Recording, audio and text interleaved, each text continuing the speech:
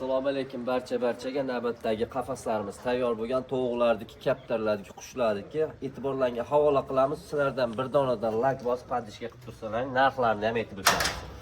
Qafasimiz 3 metrli tovuqlar uchun 1 metr joyi alohida spalniy xonalari, mana tashqi don idishlari mana. Mana bu yerda tovuqlarimiz don ovqatlanib, mana spalnikka kirib ketishadi. Bu yerda 2 qator qo'noqlari mavjud. Yon tomoniga tuxumlash xonalarini qilganmiz, 2 ga ajratganmiz. Tashqaridan turib bemalol tuxumini olish mumkin.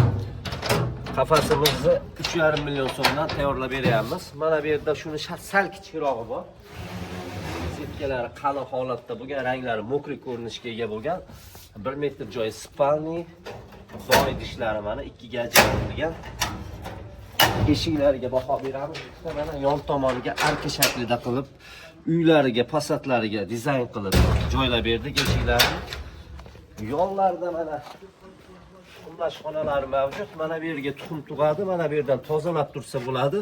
Tuxumni uklov sifatida pastga dumaletda mana setkaga o'tib qoladi. Bu yerdan tuxumini olish mumkin. Tuxumini yeb qo'ymaydi tovuq. Mana bu yerda katta ishqibozlar uchun gigant qafasimiz, tomlari ajratib o'zgacha dizaynda chiqqan matvi shilkisilardan qo'yganmiz. Tepalariga, tom qismlariga setkalari, mayda qalin kes setkalari, eshiklari siqilashni keng holatda, tagida esa sitra kaptarlar uchun mana alohida eshiklar o'rnatganmiz. Ichida 30 dona gnezdosi mavjud va bitta parlash xonalari ham bor. Qolaversa, mana qo'noqlari chiqib ajraydi alohida. Zakazga tayyorladik qafasimizni. Baliqchi tumaniga, Bo'stonga 4 million so'mga tayyorlab berdik.